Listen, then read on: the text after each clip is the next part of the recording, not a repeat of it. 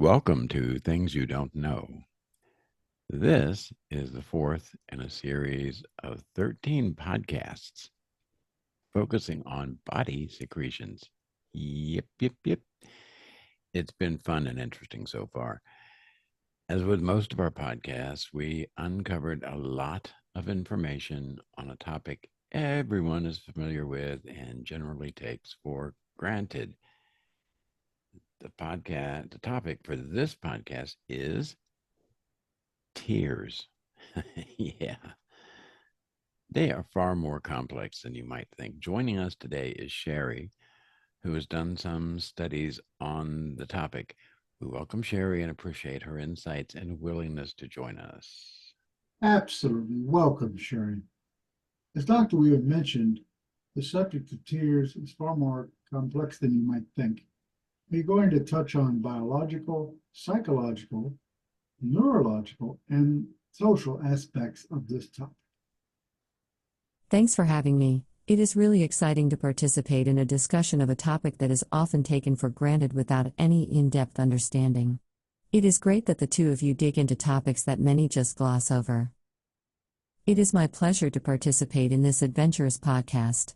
If I may say, it is a special pleasure to participate with Dr. Weaver, as he was my favorite professor, and with Dr. Deneen, as he enjoys a great reputation with Dr. Weaver and many others. Let's get going. So, what are tears? Well, tears are much more than just drops of salty water. They are a complex bodily fluid composed of water, electrolytes, proteins, lipids, and mucins. But not all tears are created equal. There are actually at least three types of tears, each with a distinct composition and purpose. First, we have basal tears. These tears are constantly produced to lubricate and protect the eye. They form a thin film over the cornea, the eye's outer layer, to keep it moist and free of dust and microorganisms. Next, there are reflex tears. These are produced in response to irritants such as smoke, wind, or onions. Reflex tears help to wash away these irritants and protect the eye from potential harm. Lastly, we have emotional tears. These are perhaps the most intriguing type of tears, triggered by a range of emotions from sadness to joy. But what exactly triggers these tears on a biological level? I would like to add another kind of tears, sometimes known as crocodile tears, which I call manipulative tears. Production of emotional tears begins in the brain. When we experience intense emotions, our brain's limbic system, which is responsible for emotional responses, sends signals to the lacrimal glands located just above the outer corner of each eye. These glands then start to produce tears. But why does our body react this way to emotions? One theory is that crying serves as a social signal, a way to communicate distress or a need for support to those around us.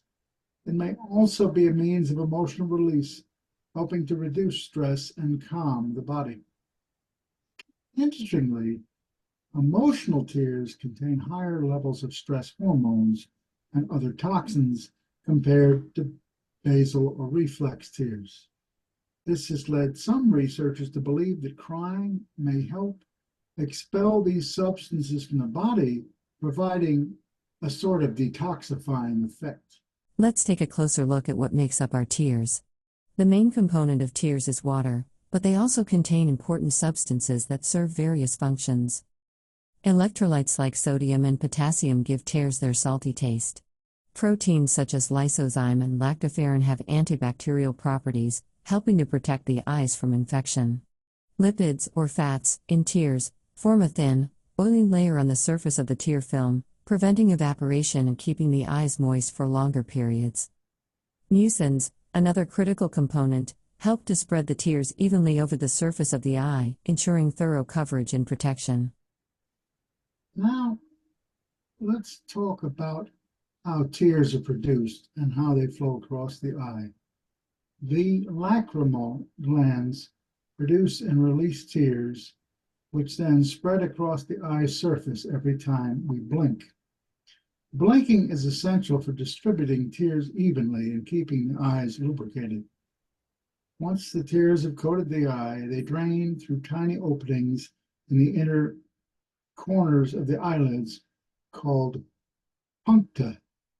From there, they travel through the lacrimal sac and down the nasolacrimal duct, eventually draining into the nasal cavity.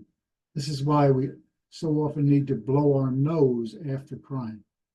Beyond their biological functions, tears play a significant role in our emotional and social lives. Crying can be a powerful form of communication, expressing emotions that words sometimes cannot. It can also foster social bonding and empathy, as seeing someone cry often elicits a compassionate response from others. Cultural attitudes towards crying vary widely. In some cultures, crying is seen as a sign of strength and emotional honesty, while in others, it might be viewed as a sign of weakness.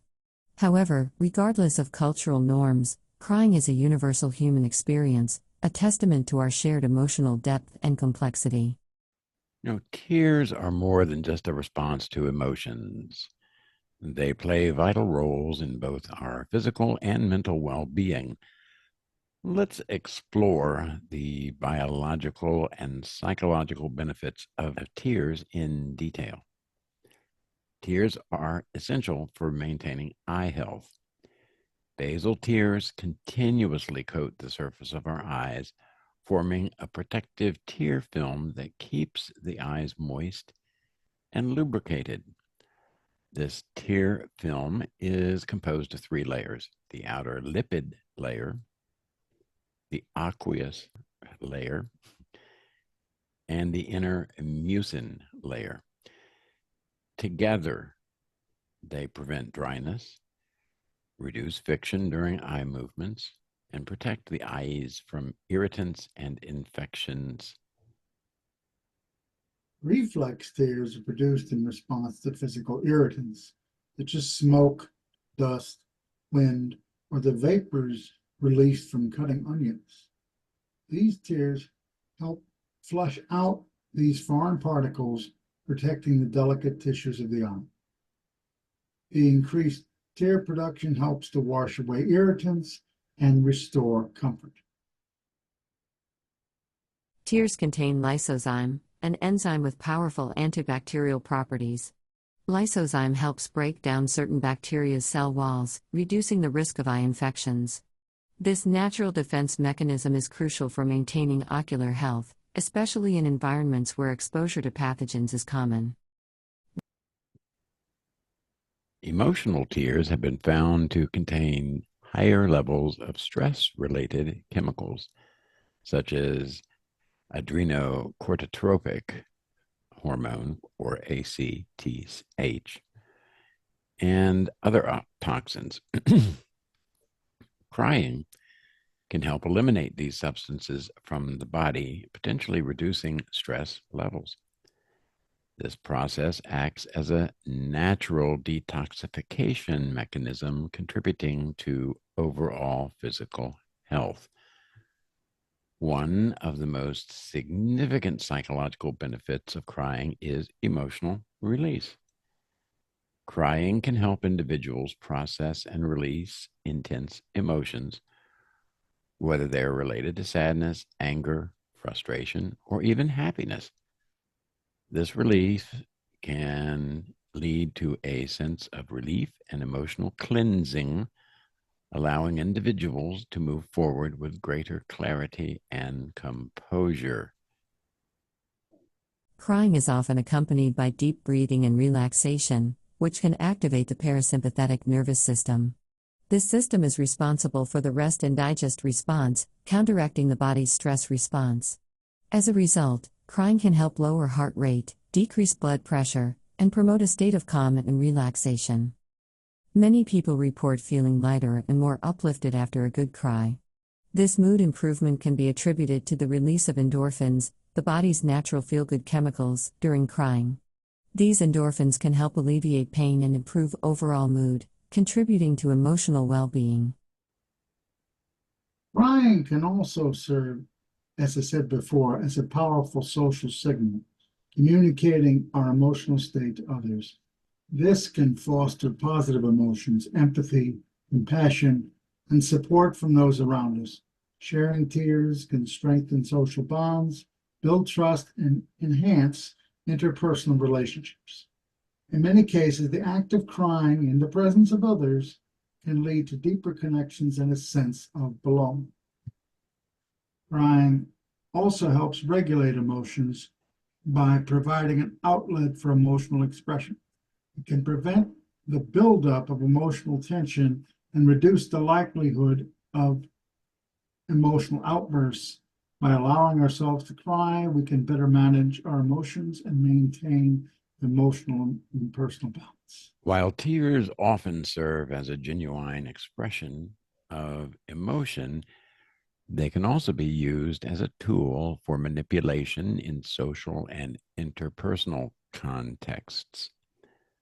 This behavior can be conscious or unconscious, and it often involves leveraging the emotional impact of tears to influence others. Let's explore how tears can be used manipulatively and the dynamics behind this behavior. Now, tears, as I said, are a powerful form of nonverbal communication. They signal vulnerability, distress, or intense emotion, often prompting empathetic and supportive responses from others. This intrinsic human reaction to tears can be exploited by individuals seeking to influence or control the behavior of those around them. A conscious manipulation, let me define that a little bit.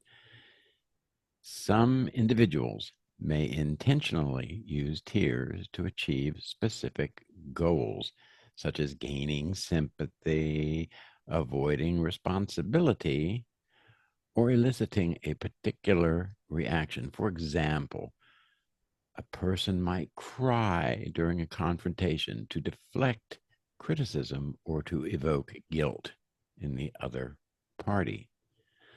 Unconscious manipulation. Well, what I meant by that is in some cases, the individual may not be fully aware they are using tears manipulatively. Their crying might be an ingrained response learned from past experiences where tears successfully garnered attention or care. An individual might cry to gain sympathy and support from others, especially in situations where they feel their needs are or desires are not being met or they're not being heard. This can lead to others feeling compelled to provide comfort, assistance, or concessions, often prioritizing the tearful person's needs over their own. Tears can be used to avoid taking responsibility for one's actions. For instance, during a disagreement or when facing criticism, a person might cry to shift the focus away from their behavior and onto their emotional state. This can cause others to back down from their criticism or demands, feeling guilty or uncomfortable confronting a visibly distressed individual. In the midst of a conflict or argument, tears can be a powerful tool to diffuse tension and redirect the interaction. The crying individual may appear to be overwhelmed and incapable of continuing the discussion, prompting the other party to withdraw or soften their stance. This tactic can interrupt the conflict resolution process, leaving the underlying issues unaddressed and unresolved.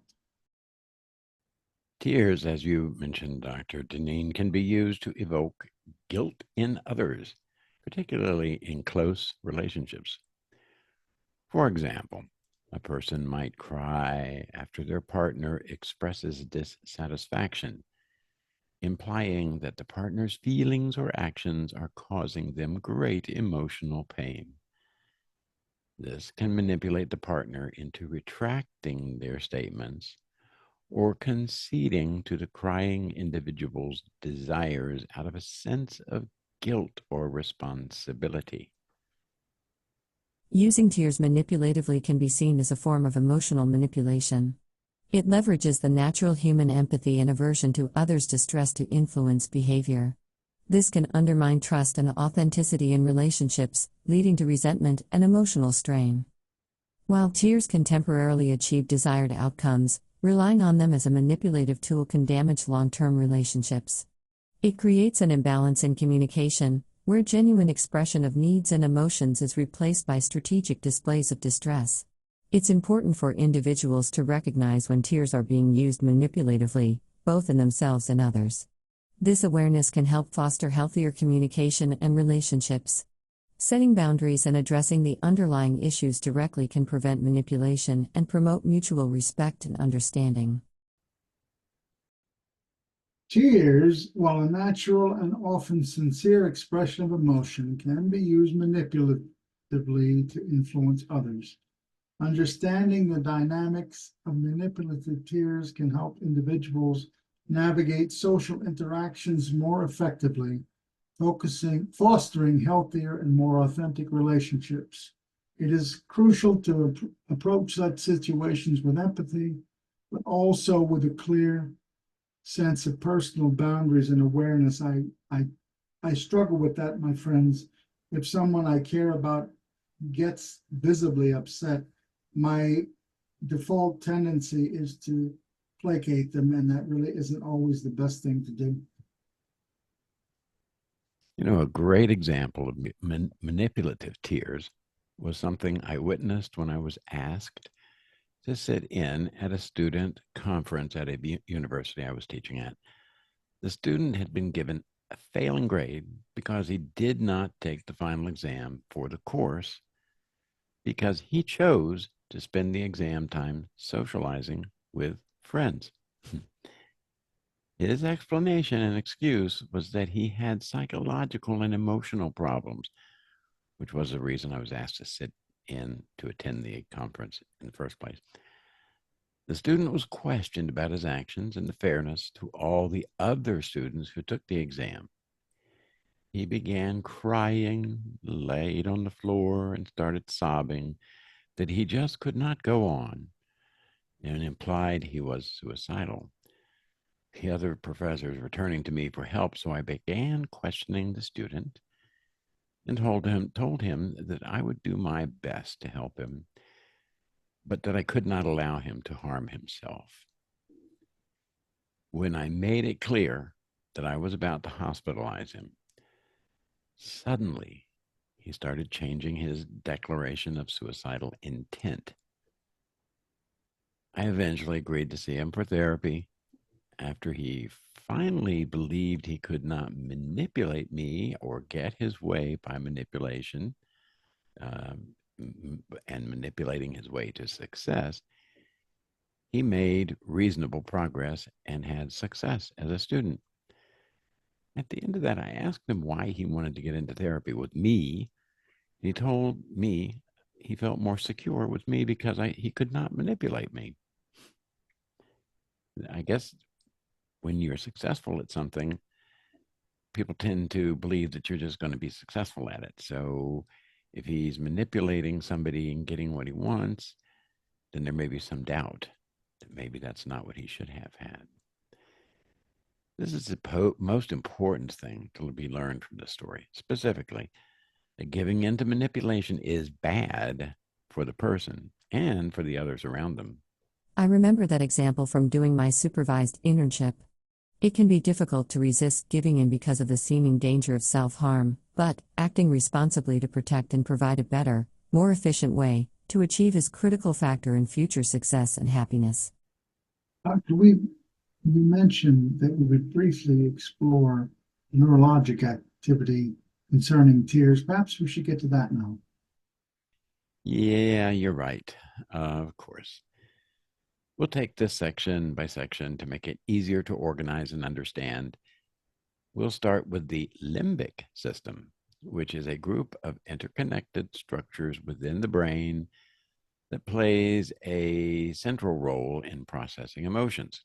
Now, key components of the limbic system involved in tear production include bum, bum, bum, bum, the amygdala, which is crucial for emotional processing and can trigger fear production in response to emotional stimuli such as sadness, joy, or fear. The hypothalamus. The hypothalamus links nervous system to the endocrine system and helps regulate emotional responses. It also plays a role in the autonomic control of tear production. Tear production is regulated by the autonomic nervous system, specifically the parasympathetic branch. This system controls involuntary bodily functions, including the secretion of tears. When the brain processes emotional stimuli, it sends signals via the autonomic nervous system to the lacrimal glands to produce tears. Let's take a look at the tear production pathway and the neurological connection. The lacrimal glands, located above the outer corner of each eye, are responsible for tear production. These glands are activated by signals from the autonomic nervous system. There are two types of tear secretion. Basal secretions, which provide continuous production of basal tears to lubricate and protect the eye. Reflex and emotional secretions that are caused by increased tear production in response to irritants or emotional stimuli. The process of tear production involves several neural pathways. Sensory nerves detect irritants or emotional stimuli and send signals to the brain. The brain processes these signals and sends efferent signals via the parasympathetic nervous system to the lacrimal glands to produce tears. Emotional crying is influenced by various neurotransmitters and hormones, which play a role in the brain's response to emotional stimuli. Key neurotransmitters involved in tear production include acetylcholine. This neurotransmitter is released by parasympathetic nerves and stimulates the lacrimal glands to produce tears. Serotonin and dopamine. These neurotransmitters are involved in mood regulation and can influence emotional responses, potentially triggering tears. There's also hormonal influence here. Hormones, they do play a role in the emotional aspects of tear production. For example, oxytocin, which is also sort of known often as the love hormone, is released during social bonding and can induce emotional tears. Prolactin is another one of those hormonal influences. Higher levels of prolactin, which is a hormone associated with stress and reproductive functions, have been linked to tear production, particularly in women. Reflex tears are produced in response to physical irritants such as dust, smoke, or onions. This process involves a neural reflex arc. Sensory receptors in the cornea and conjunctiva detect irritants and send signals to the brainstem via the trigeminal nerve. The brainstem processes these signals and activates the efferent parasympathetic nerves. The parasympathetic nerves stimulate the lacrimal glands to produce reflex tears, which help wash away the irritants. The neurological connection to tears is a sophisticated interplay of brain regions, neural pathways, neurotransmitters, and hormones. This intricate system allows us to produce tears in response to a wide range of stimuli, from emotional experiences to physical irritants. Understanding this connection not only sheds light on the biological basis of crying, but highlights the profound link between our emotional and physical selves. Thank you, Dr. Deneen and Dr. Weaver. It was fun, and I hope your audience got something out of the podcast. I hope I can join you again soon. Yeah. Gosh, I bet you didn't think all this stuff would come out of a podcast on tears. It's been interesting, and I hope that you've enjoyed it, and that we can have you give us, if you did enjoy any of it, or you found any information that you might not have known, please give us a like and join us again real soon. We have a bunch more of these in this series coming up, and some other really interesting and important things. So, like one of them I'll just give you a little tease here. Did you know there were over 50 places that wanted to become one of the United States of America that didn't make it? Ha ha, gotcha. Yep, that's right. It's there. And we're going to get into that. It's going to be a lot of fun. So come back. But for now, bye bye. I think you'll enjoy it, folks. Bye bye.